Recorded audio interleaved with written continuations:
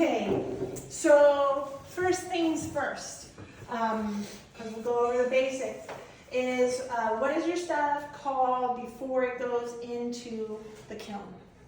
Greenware. Love you. What is it? What's that first firing called? Bisque. Love it. Can you tell if something's bisque or glazed? Does anybody know how to tell? Scratch. Or I'm sorry, bisque or greenware? Scratch it. Scratching it is your best test. Tapping it is the test that you use for things that aren't yours. Scratching it is for the things that you do when you are testing it on your own piece. Let me see if I have a good thing. Let's see. So, can you guys tell of these? Are these all greenware? Are they all bisqueware? I would think that first one was So greenware. that one's First one is greenware.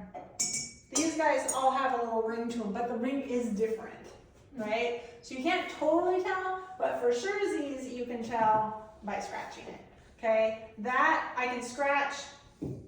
This one I try to scratch, and it's gonna be like an awful noise. So if it sounds bad, then it's good, okay? And you won't be able to, like, there's no dust coming off of this, right? It is just, but this one, dust comes off. Okay, so that's super, super important. The reason is that if you glaze your greenware, because of how we fire stuff in the kiln, which is basically, so normally our bisque firing is really slow at the beginning, and we'll hang out like at 180 degrees for like 20 hours or more to try to make sure that the steam can all get out and it doesn't blow up. Okay. But once we've bisque fired it, now we're like, okay, cool, I can totally go fast through that first part. So our glaze firing, and it takes longer to go up to that temperature, so it's slow at the end, but fast at the beginning. But if we take your greenware and we bring it up real fast at the beginning, that's gonna all blow up. And the hard part about that is that the glaze, so glaze is glass, okay? And I won't go into the specifics. If you take one of my full semester 4-credit classes, I will go into the chemistry of the glaze. But glaze is glass that goes over the surface of your piece, and it melts over the surface, and it melts and sticks to everything it touches. Okay? So imagine your blown up thing that has sticky stuff everywhere, and now it's stuck to everybody else's stuff in the kiln. So not only did your piece blow up, but now your piece blew up and ruined everybody else's stuff, plus stuck to the walls of our $40,000 kilns and other things. So not cool. Okay? So see something, say something. If you were ever in here and you're like, that doesn't look like the right thing. Like if somebody asks you and you're like, yeah, I'm sure. And then you scratch it and you guys check. It's always a thank you. If somebody's just like, you sure? And you're like, yes. Because the other thing that sucks is that you put your glazed piece, part of why we like to bisque fire our pieces is because putting a greenware piece, what happens to greenware in water? It disintegrates. Yeah, and we're gonna put it into a big bucket of water. And sometimes it doesn't break apart and sometimes it does, but, right? And if it breaks in there, now Bobby gets to go through and sift it all out. So that's less fun too. If it happens, let us know, because now we can save everybody else's things. Like, I'm not gonna like shame you or anything, we'll just have a conversation about, make sure we know how to do the scratch test, blah, blah, blah. But letting us know is way better than like hiding the thing, right? So most important, check all of your stuff before you come in, scratch it, listen for that horrible noise, look for no dust, okay? Now, the other things that you need to do is we're gonna go down a list of things that you need to remember to write down. I swear to God, I brought a pen in here. Which, let's see what I can remember off of the top of my head. So these are the notes that you should take for everything that you're doing. Lynette, what do you remember? I have all these things on here. Glazing. One type of, well, are you going with that one type Yes. of clay? Two is Hold glaze. on 1 second. I thought I got a better pen, Let me grab and I apparently got a worse pen. Okay, there we go. Okay, so first things first, type of clay.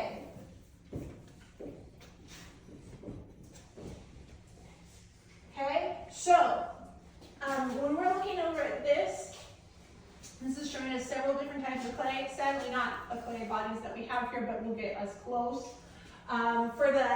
For your big porcelain, I would say it's kind of a cross between the Nara and the Phoenix. Maybe aim for the Nara.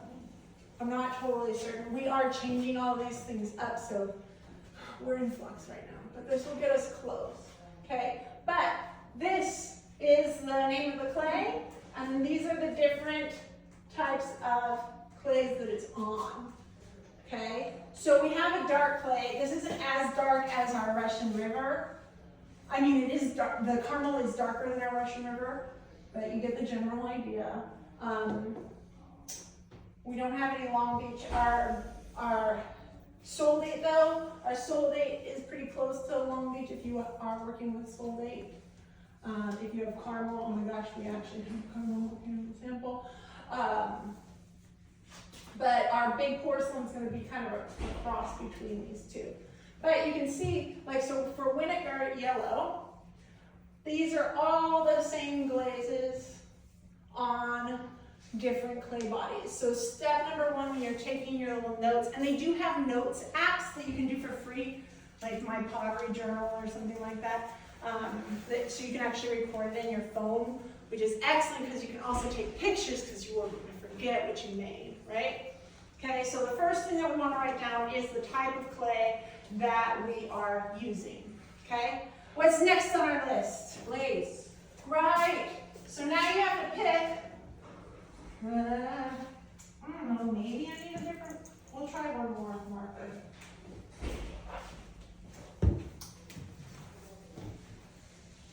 Did you already hear this before? I mean, you just came in and glazed your stuff? Why not? Just write down. Live free. The most important thing, if you write down what you do and you really like it. If you don't like it, you don't care. I have that phone app, it's pretty helpful. Yeah, that's good. One of these is gonna work, guys.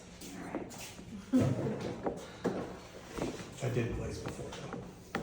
Oh, that, look at Oh, wow. that, it's beautiful. Oh, yeah, right on. That's good. Vision recognition. Glaze. Okay, so now our different glazes are going to do different things. So when we're looking up here, we have 7% clear. That is our clear. It's 7% clear because that's the percentages in here. We have, oh, that is interesting. I have to ask Bobby what happened to our 1, 2, 3, 4 white. Or I if think he's it not- was gone, so I don't know, did you make new stuff or, I will have to ask him. because those two were the ones That's that like were. one of my favorites. We're not going to get it back. Well, but whatever.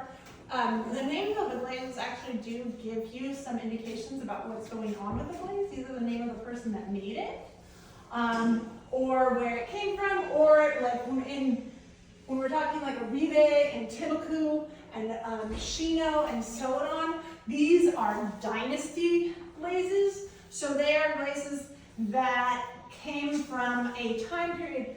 Most of the time it's going to come from China, that like a whole dynasty, like this was the glaze that they were known for, right? So that's part of why we have the glazes that we do, is because it really speaks towards kind of a ceramic history. But like 1, 2, 3, 4 white, that's literally like part of the formula of the glaze. Wu Blue is Marie Wu, is the lady that made that. Vinegar Yellow, it was Robert Winokur that, and his wife, oh my God, Paula, that made that. They were they were the head of my grad school. Alfred is like a major ceramic studio over in New York. So like these names aren't coming from nowhere. They're like really telling you a little bit about the history of the glazing, where it's coming from. But anyways, these glazes also change according to your application. Is that next on our list? Yes, application. All right, so you need to write down which glazes you use, but you also need to write down what your application is looking like, okay? Let's see, so I'm gonna do 3.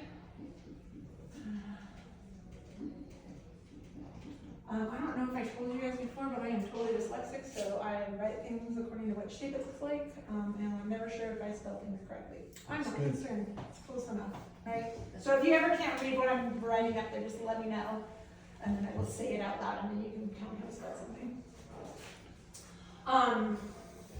But your application matters, okay? So this is 2 dips. So all of these test tiles actually have 2 dips on them. There's 1 dip here. So basically we took the whole tile, we did bloop, and then we took a secondary dip and we went bloop. Okay? Now some of these you can see the difference and some of them not so much. And some of you can see a big difference on like a darker clay, but on a lighter clay you don't see that difference. Right? And it totally depends on how much iron, that sort of stuff is going on in our glazes. For the clear, let me just tell you that you want to go thin, super thin. If you go more than 1 dip, and even if your dip is a long dip, it gets snotty really fast. It will start to blur out your design, that kind of stuff. Okay, so even when those aren't the only glazes that we have, so those are all cone 10 glazes. I also have these stroke and coat glazes. Now these glazes are brush on glazes, and I will tell you, if you just use this solely, your stuff is going to look very handmade coloring line kind of like thing, where you can see the brush strokes, it starts to look a little more plastic, you do not have the same level of depth, and your durability is going to be a lot lower. What I recommend, if you want to use these, don't use them as your sole glaze, you use it as accent pieces on your glaze. Okay, so you dip it in a white or a clear first, and then you brush this on top of it, and you can do it like watercolors. Okay, and you get all sorts of like fun little things. These test tiles up here, now all of these glazes don't necessarily love to go to cone 10, and they do have feelings about whether or not they're going to be in oxidation or reduction. But let me show you this. So here's some examples of how things can change drastically. Okay, all of this is on the same exact clay. This is the same exact clay. They were all the same size to begin with. Shrinkage. But they were fired to different temperatures, and they were fired in different atmospheres. Okay, so this, and what you're looking at here on these test tiles, like how to read them, is we see, oh, there's 1 dip, 2, like this is 2, I'm gonna say the words right, like 1 application with a brush, 2 applications with a brush, 3. Okay, so you can see that my color got a little darker. And then this is actually over white on this side and under clear on another side. Okay, so that's where you're starting to see some differences, over white and under clear. They're all like this, so they are all like this. These particular ones. But then we also have to look at this in terms of temperature. So this one says, if you see a little triangle like that, that's cone. And then that's your 6. That one's a cone 06. And then we have ones, if you have ones that you don't see like what it says, the automatic default in here is cone 10 reduction. Okay, this one is oxidation. What's the next thing on our thing? Temperature, right?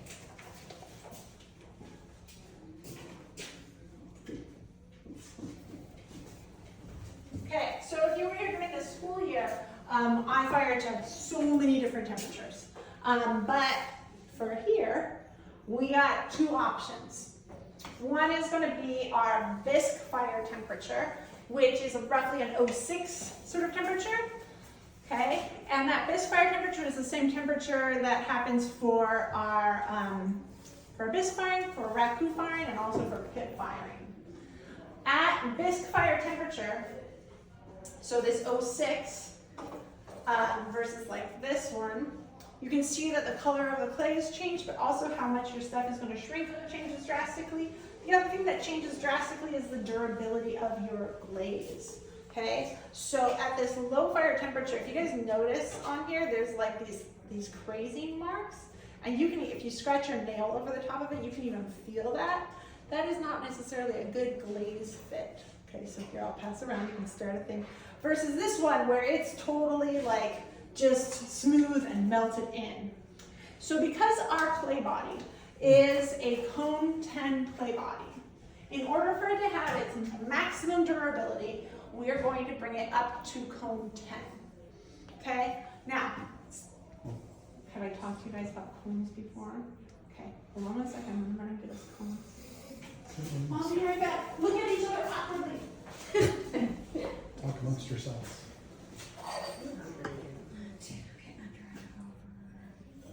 Wow, this is the part I want to get here, because there's so much. So much. So these ones And we, are these, that's why I wanted to see exactly, because I've So should tried, they do that on? oh, it's a butter. you could do it And on, then you could do do it it on clear different, over? that's what all these are, like if you look at the, well, Yeah. most of them are just on the regular clay body. So yeah, I did mine on white. But like she was saying, one's on clear and one's on white. Is that done with like blue clay or something? It looks Yeah, like she it. did colored clay. Oh, that's really cool. So and the clear is over This one white. clear. This one white, clear? Yeah, is that clear or white? That looks like it's the white, like the, well, it could be the unctuous, and she put it over there. That's dark body, so it looks like it could be. I like this. Do you think she made it crumble? So then that's what Yeah, she said about. this one. Yeah, so put this on That's a first, raku. and then, let's see how. With a crackle glaze. It was supposed to be Okay. crumbled. Yeah. So in terms of temperature, we always talk about this in terms of cones and not about actual temperature. I will give you a general temperature so that you understand the range, but know that that's not how we talk about it. Because what we have here, so this is a cone pack, okay? This is what cone pack that Bobby made for our soda firing, and it has a whole bunch of cones, and actually there used to be a cone right there, but it turned into a big pile because a cone 04 at cone 10 turns into just a perfect cone 10 glaze, okay? Because all these little cones, they start off kind of straight like this. This is slightly bent, but they start off straight like this. And cones, and this is the important part, are a measure of temperature over time, okay? Cones are a measure of temperature over time because how long, this is just like cooking things in the microwave or, cooking a turkey, where we can put it in there at a lower heat for a longer period of time and melt more things down than if we put it in at a really high heat, but we now have to go to a higher temperature, right? Does that make sense? Okay, and what these cones are doing, think mac and cheese, put it in the microwave, and you know how when you first pull it out, there's still that ice cube in the middle and it's molten lava on the outside? Cones measure heat work because the inner part of this is going to be the ice cube, and we're waiting for the ice cube to melt enough so that it can look like this. So this is a cone 10, and it is the perfect cone 10. Like, you look at that golden arch, beautiful.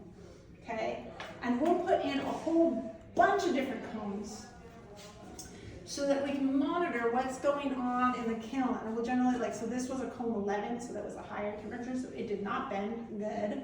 I lost the cone 10. But these all will only tell me about the general 180 degrees of what's happening now. For food serving ware, which cone is applicable? Okay, so this goes into a broader category of durability and how you want to use things. Because it is totally possible to have low temperature or even earthenware things that you're using for food. But if we're doing it with a little earthenware piece, or even an unfired greenware piece, that's more meant for a one-time use kind of thing, right? Where you can have immediately, I'm just gonna have my one little drink out of it, and then I'm gonna drink it, and then I'm gonna throw it on the ground, and then instant recycling works out great, okay? And we didn't even fire anything. But that's not gonna be good for long-term use, right? If I wanna work in a service industry and stuff is gonna go in the dishwasher and the microwave and I need it to be super durable, then I want a cone 10 piece, and I want it to be fully vitrified, okay? So for all of our clay bodies, when they have those little, we know that this is a cone 10 clay, but you can also get cone 6 clays and lower temperature clays.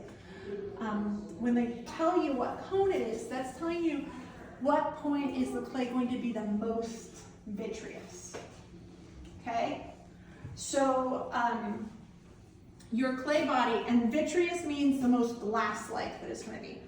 Out of all of the clay bodies, the most vitreous of all the glass bodies, the most glass-like of all the clay bodies is a porcelain. Now that porcelain doesn't necessarily have to go to cone 10. We can have very vitreous porcelains at cone 6. Not all manufacturers, like sometimes people will say it's cone 6 and then you go and test it and it's not actually cone 6. But generally a porcelain is defined in terms of type of clays.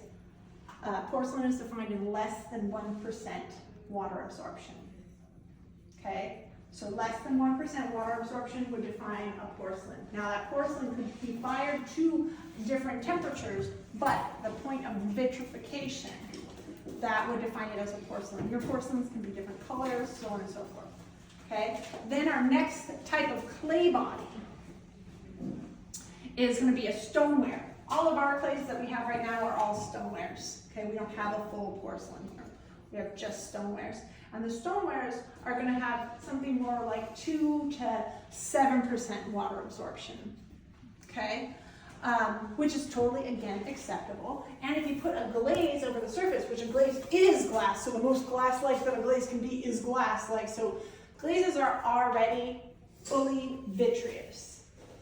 However, you can get ones that have a good fit or not a good fit. So this is fully vitreous, but the clay body underneath is definitely not vitreous. It has not gone to cone 10. And because the glaze does not have a good fit over the surface, stuff can seep through and then sink in. So how many of you guys have coffee mugs at home with the little cracks and then the brown lines that kind of seep in there? Yeah, so your clay body isn't vitreous and your glaze fit isn't good.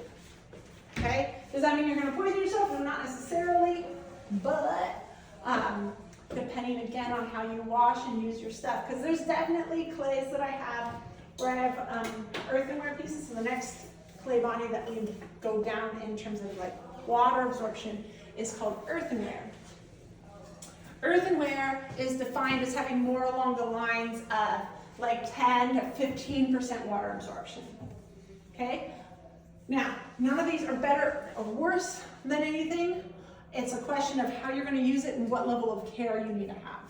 Okay? So if I have an earthenware piece, and an earthenware typically is going to be a little bit of a lower temperature firing and that sort of stuff, but it means that it can absorb water. That means I don't want to pop it into the microwave or the dishwasher because the water can get into those pieces, and dishwashers in particular are the harshest environment that you can put things to because we're putting really hot water, high temperatures, with detergent in there as well, and that can really break things up. So having something that doesn't allow water to get in there is going to do better than things that allow water to absorb into them, right? So earthenware has become like the dry cleaning of the hand washing things.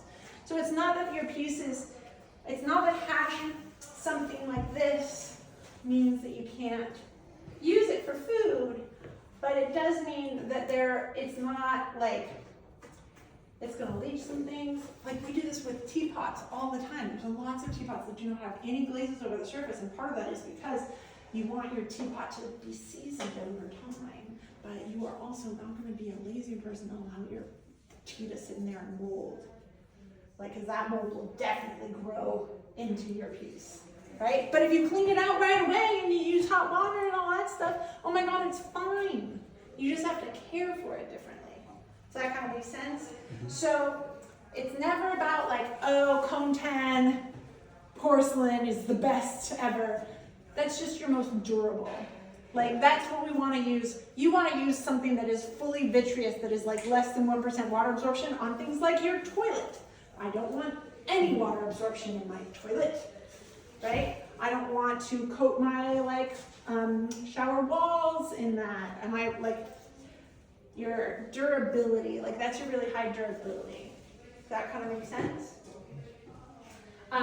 So it's always a question of like, what level of durability do you need to have? And what are we using it for? If I'm using this for a sculptural thing, oh my God, I don't even care. If I know that this needs to live outdoors, oh, I do care, especially if I know it's going to live outdoors like in a temperature that freezes. my stuff, I made all sorts of stuff in California. My parents moved back to Washington and they put a whole bunch of stuff outdoors. And all of the things that were not fully vitreous all cracked during that first winter because the water absorbed into it, then it froze, and then it broke apart. Right? So you just start picking, you're doing this with kind of like an informed decision about like what level of durability do we need. In terms of what we are offering this summer, we have some low fire options in the terms of raku and pit fire. And then everything else is going to be cone 10, our soda firing, and our traditional like glaze fire and oxidation reduction are going to be cone 10. Okay. So with that said, let's see. We were talking about temperature. Yeah, we just. So temperature. Let's go back to our what were these things called? Cones. And our clay body is vitreous at what temperature, at what cone? 10. All of the glazes that are up on the wall, like I said, this is a default cone 10 studio, so if it doesn't say, it's cone 10, okay? If a glaze says that it is cone 10, then that means that it has to be taken up to that temperature in order for it to work. But then we have glazes like this, these are little stroking coats, they're little commercial glazes. And these guys work at a range. So it works at 06, but it also works all the way up to 10 with varied results. You can see at cone 10 versus cone 06, we are not getting the same color. And then what's the last one on our list? It is atmosphere. Okay, and then we got atmosphere. So this is reduction versus oxidation. Okay, so in reduction, we are no longer yellow. We've lost all yellow. In oxidation, we still got a hint of yellow, but in reduction, bye-bye. Okay, now that's not true for all of our glazes, but it is true for some of our glazes. Okay, that's why we have the test tiles, so please make sure you check the test tiles. The general feel for things. So atmosphere was the last one. So if you want to keep the color is Oxidation. Okay, so we're going to talk about that.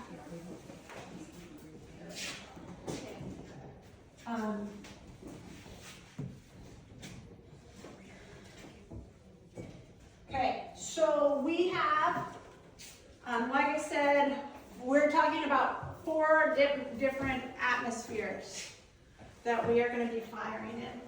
Okay, so our basic, everything that's up against this wall, that is cone 10 reduction. Okay? Reduction. Right? And then our other option is cone 10 oxidation. I do not actually have any test tiles for the oxidation. You just get to this. And you also have to take notes. So, oxidate. Okay? And then we have 2 other farmings that we're talking about, which is the soda. And, Raku. raku. And we are talking a little bit about pit, too. Oh, okay. Okay? These 2 are blue wire.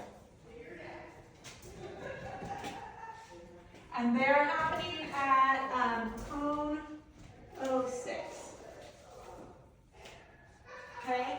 Everything else, the soda, the reduction, the oxidation, I can fire those other temperatures, but we're only doing those at cone 10.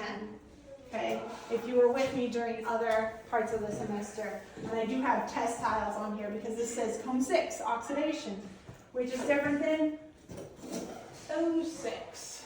Because let's go back to that little timeline thing, yeah. So how do we know when Bobby is doing reduction, or oxidation, or soda will be the You're gonna put so we have carts out there that are all labeled. And he will do it when the cart is full. Okay, and I think that overall we're gonna get about 3 cone 10 4 cone 10 firings in our little time frame that we have. I'm not sure if you guys are gonna lean towards oxidation or lean towards reduction, we'll find out. But as soon as he has like roughly 2 carts filled of stuff, then he's gonna put that firing in. Does that make sense? Okay. And the soda firing we're gonna do at the very end. Okay. So back to, let's talk cones again real quick. So cones are like a number line, okay? Everybody imagine like a little rainbow number line across my head, okay? And at around 2,000 degrees, that's where our cones start going from cone 1 to like cone, the highest cone that you can go to is 42, right? This is for scientific, like let's launch things up into space and make our computers work kind of stuff, right? The highest cone we go up to here is like occasionally an accidental 11, but we're aiming for 10, okay? And that temperature is around 2,400 degrees. I say around because again, it changes depending on whether or not we're going really fast or if we're going really slow, okay? So it starts, cone 1, we're starting around 2,000 degrees and then we're going up higher, Fahrenheit. So they came up with these cone systems in like 1800s, and then later on they figured out some fluxes that could help things melt at lower temperatures, and now all of a sudden we could have lower temperature firings. But they already had this cone system, so they're like, oh, let's just start going the opposite direction. And so they started doing it with a 0 in front of it, so it would be 0, 1, 0, 2, 0, 3, 0, 4, all the way down to like 022, okay? If you see a 0 in front of it, it's like a negative number, okay? So cone 06 versus cone 6, those are 2 drastically different temperatures, okay? When you guys walk out of this room, there's a chart up against the wall, like right where you recycle your clay. Take a look at it, stare at it for a second, have fun. But that'll literally tell you like the Orton cone chart and like kind of how the differences between the temperatures. Oddly enough, it's not like, oh, every cone is like 50 degrees. It actually has to do with the ratio of flux that is that is combined with the silicon alumina to like melt down. So it just changes. It's like, okay, we'll give it like 1 more molecule of flux. And then that changes the temperature anywhere from 30 degrees to 60 degrees between that melting point, okay? And again, it has to do with temperature over time, which is called heat work. So cones are a measure of temperature over time, also known as heat work. That's our important bit. Okay, so everything lower than cone 1, we're going under 2,000 degrees, and that is considered low fire. Like cone 1 to cone like, I don't know, 6-ish is considered mid-fire. And then cone like 7 to like 13 is considered high fire, right? It falls into those like ranges. People get blurry with their distinctions, so if you want to be really specific, you can talk about it in terms of cones. Okay? So a bisque fire is around like an 06. A bisque fire can be anywhere between like an 04 to an like 11. Basically, we just have to get it past 1,100 degrees Fahrenheit for it to go through its silica quartz inversion. And now it officially is ceramic versus clay. Clay, we get wet, it turns back into clay. Ceramic, we get wet, and it does not turn back into clay. Okay, so that's kind of our big difference, is that we've actually changed the chemical formula. Okay, the little makeup of it. Does that make sense? Okay, so far so good. So let's do a little quick test for us. Which is hotter, 018 or 06? Great. Which is hotter, cone 5 or cone 06? I love you, we're all there, okay? This is something that's really tricky when you go into like aardvark and you're looking at all the stuff, make sure that you're looking at it and you're looking for that 0. And also when you talk about it with people, if you say the wrong thing, if you say, oh yeah, it's cone 6 and you actually mean 06, you are in trouble because that will definitely melt things down. If we put things that say that they are vitreous at 06, like clay bodies that say they're vitreous at 06, low fire clay, we put that into our cone 10 count, it turns into a puddle. And I do know that the slip cast that they use over at Laguna Woods is a low fire slip, and every once in a while it pops over here because people forgot.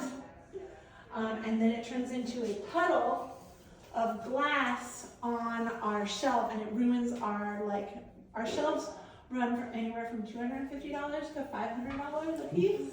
So, you know, it's cool. They are really good at rejecting glaze, but they're not good at rejecting clay that has turned into glaze. Okay? So that's a big no-no, and plus it takes out other people's stuff and it'll eat through our kiln. Oof. Yeah, we don't want that one, so I need us to all be a little bit paranoid. This is why I'm always like, I need to know if you guys are using any outside stuff, I need to know what it is, and we need to be certain. I regularly work in studios that are cone 6 studios, so not even 06, but cone 6. And you can't tell from the bisque there whether, like, what temperature that's going to fire at. So when in doubt, I either throw it out or I have to fire lower. I just don't go to cone 10 anymore. Does that make sense? Mm-hmm. So, paranoia, great thing at this particular point.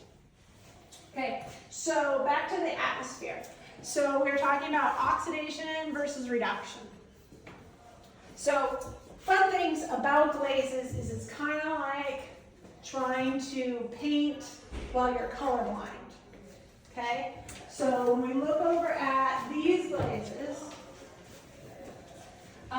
this one is going to turn blue. You can totally tell by looking at it. This one is going to turn a nice deep blood red. Again, totally can see that happening. Let's see what we got for Celadon. It turns a beautiful light green.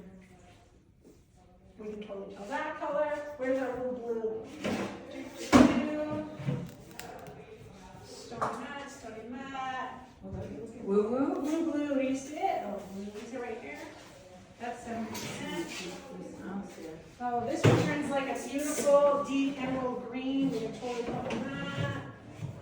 Oh, I haven't talked to Bonnie about where our colors are. We don't have to do. Oh, there it is.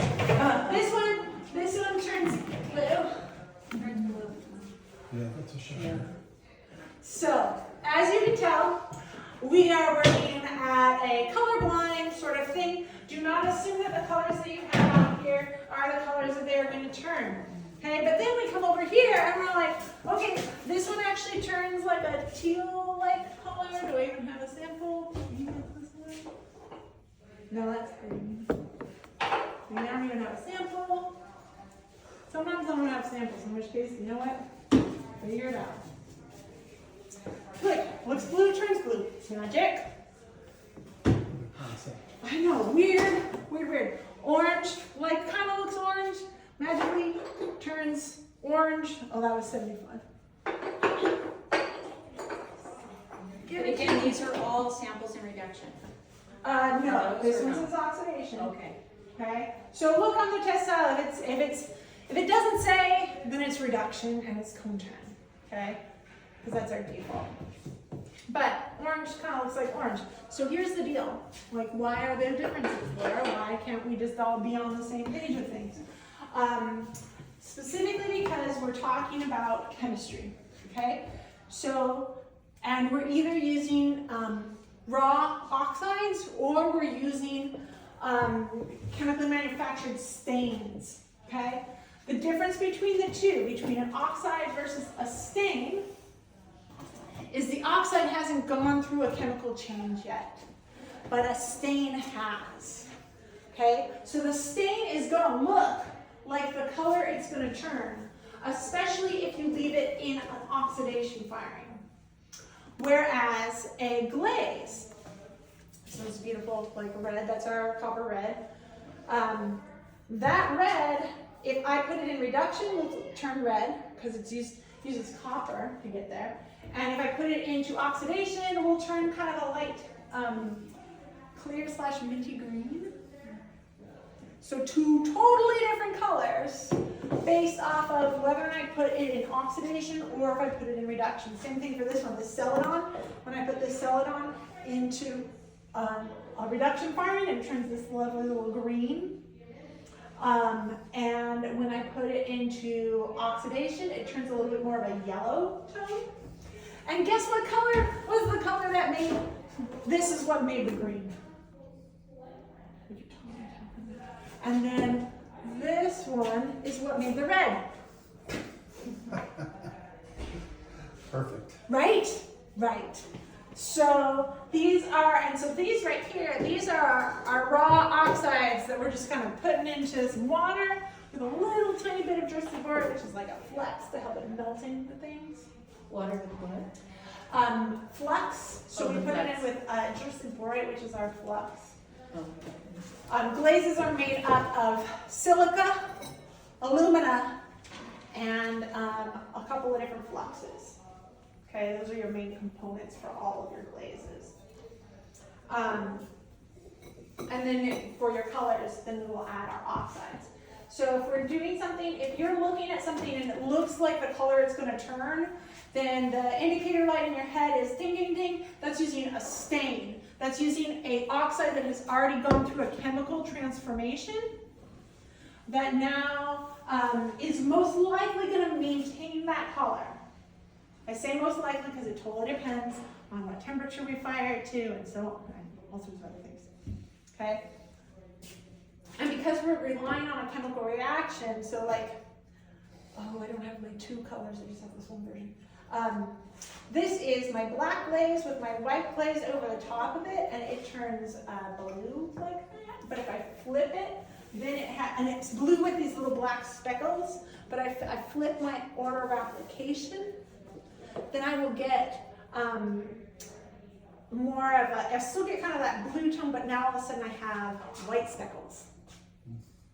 Right, so I get two different colors based off of whether or not I do one thing first or another. So when we're talking about application, we're saying, are we putting the glaze on first, or like which glaze are we putting on first? How many layers am I putting on? And did I put other glazes over that? Yeah. I have a question that I'm unclear on. When do you use a clear glaze and when do you not use it? Okay. Great question. If you want something to be glossy, Like super glossy versus super matte. glossy versus matte. So, can you do me a big favor? Will you bring in a couple of our underglazes? Okay. So, So all these shiny ones that had a clear over them? yeah, let's see. Okay, so this one. This one's actually a great example. We've got a whole bunch of things going on here. Everything that's in this room is a glaze. Okay? Meaning that glaze can only go onto your bisqueware. Now, I got a couple of these things out in the other room. These are called underglazes. Now, underglazes, as the name suggests, goes very nicely under a glaze, but can also go onto greenware or onto bisqueware. Okay? It's this like weird little middle room. And notice it's actually like, so this is turquoise blue and this is red. So what does that tell us? What do we know about this already? How are we getting the color? It's a chemical, and I told you it was oxide or stain. Oh, stain. Right? So we either have oxides or stains. So these ones are what? Stains. And we know that it's a stain because, oh my gosh, it's already looking like the color that it's going to be. A lot of times these are called Mason stains, which is named after John Mason, the guy that was like, he came around in the 60s and was like, I'm totally tired of all these like earthy colors. I would like brighter colors. So he came up with these stains, these pre-done chemicals that if we leave it in oxidation, it's most likely gonna keep its color. Now, some of these colors will keep their color, like blue, doesn't care if it's in oxidation or reduction, because cobalt beats cobalt, like pretty hardcore. Oxidation, I'm missing the reduction version of blue. Ugh, we got all of our test styles. Oh, here. Blue beats blue. Right? Cobalt doesn't care about oxidation or reduction. The color that it is though before it even goes into the kiln is Magenta. right. So like, yeah, we can totally tell 100%. But oh my gosh, a little tiny bit, like less than 1% in the glaze. I could even do 0.2% in the glaze, and that glaze is still gonna be like this blue. As soon as I go to more like 2%, now all of a sudden I'm starting to get black, like a blackish blue, which is part of why when I put a white over this, that comes blue, because the cobalt is seeping into that white. Okay, cobalt's just one of the ingredients that brings that color in. Okay, so oxide or stain? Right, because not the color that is going to turn. Okay, oxide or stain? Oxide or stain? Stain. Yeah, we're doing great. Oxide or stain? Oxide. The glory is that it does say oxide. But if you have something that has a stain, you are more likely going to want to put that into an oxidation firing than in a reduction firing. Okay? It's not that it won't work, but it's just going to go better. Does that make sense? Because this is an example of this did get put into a reduction, but my colors aren't quite as bright. It was on a darker clay. Okay? And my clay does change color in oxidation or reduction, right? If I want that Russian River to go to a really darker like tone, I'm gonna get that into reduction. If I'm happier with it being a lighter tone, then I'm gonna put it into oxidation. If I want that big porcelain to turn a lighter, like more white color, the clay body itself, then which one do I want to put it in? Right. Okay, and if I put it into reduction, it's going to get a little bit more of a gray tint to it. Okay, so you have to know what which firing we're putting into. That's a good question. Yeah. Laguna Woods doesn't need that much option, so they only do reduction, right? Yeah. Yeah, because so the classes that we have here and the 4 years worth of classes that we offer is would equal the same information that you would have gotten if you had gone for your bachelor's in ceramics. So we offer all of those things because we are teaching to all of these different levels. And we also during the school year, we fire to a lot of different temperatures. Because it's so short, we can't really get into it. But learning how to fire in different temperatures. That's the fun stuff. Okay, we were wondering, because we were asking, so this is a different clay body, but you have, like you said, the bottom is that, then the inside, and then the outside, so. Yeah, so 2 different glazes, and also my glaze application was shitty. I did not do a good job signing this. I also kind of just was like. Was it clear on the outside? No, this was the 1, 2, 3, 4 white. And then on the inside I actually think the inside might have been the Oribe, Oh, okay. which the Oribe is this color. But then when you put it over the white, it tends to go a little bit more red. And is this oxidation? Or This was reduction.